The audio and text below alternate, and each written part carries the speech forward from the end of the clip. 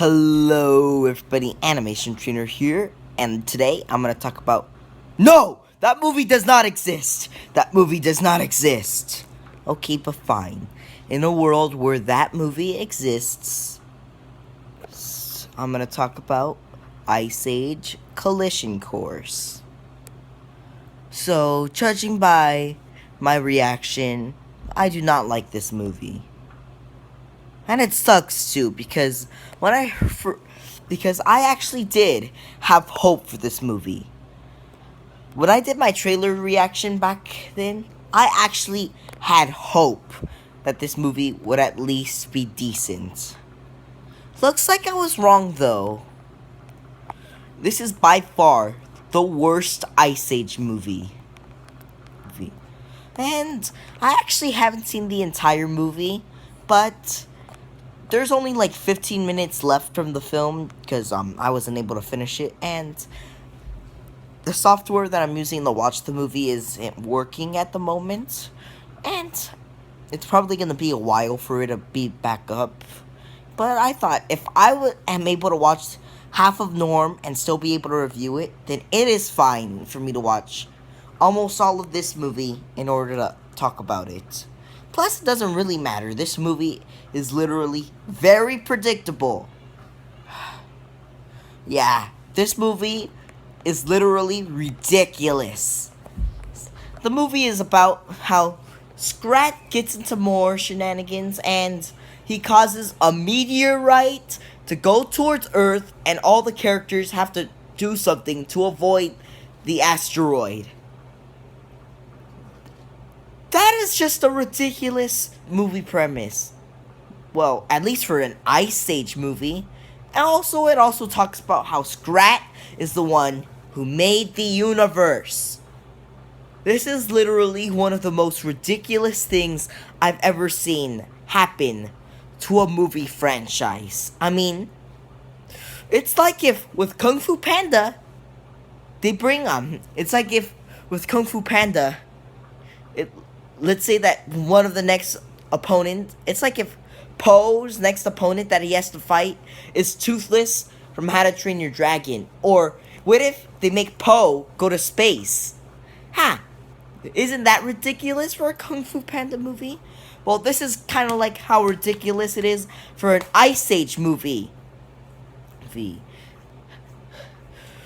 Another problem I have with the movie is the characters, which is pretty much the most disappointing thing with the movie. Because there's so many characters introduced, everything feels very sloppy. In fact, sometimes I even forget that the character's even in the movie. Like with Manny, since he's the main one, he's pretty much the one I don't forget, since he's the one with the subplot that takes up most of the movie, where he has to let Peaches go and marry this one guy, and yeah, like with the subplot in the fourth movie, this has been done before, and now I just feel like Manny's kind of bland in this film, and I honestly never liked Peaches. And that new guy is okay. I guess he's one of the more likable ones, because at least this guy has a heart. Even though he does get annoying sometimes. Yeah. Then Crash and Eddie. What do I have to say about them? They support the worst jokes in this movie.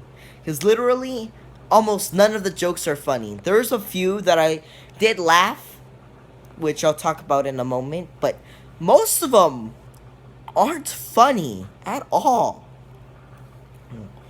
And then there's Sid, who he's honestly one of the characters I literally forgot about in the film. Same with Diego. And then Shira's just there just because she was here in the last film. And plus there's a subplot where Diego wants to have kids with Shira, and I literally forgot about that subplot. I heard about it like earlier in the film, and then they just ignore it for the rest of the film. I mean, what the heck, Blue Sky? Then there's the love story with Sid and Brooke, and honestly, at least I kind of forgot about it, honestly. It literally wasn't much. Some people say it was unnecessary, but yeah, it is actually quite necessary since they're pretty much adding it up in every single Ice Age movie. Yeah. And then there's three characters that I find likable, kind of.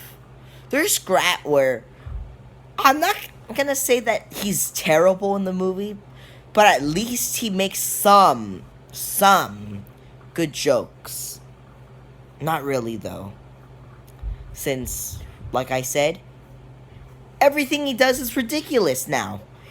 This is definitely the worst. These are definitely the worst screens with Scrat. Yeah.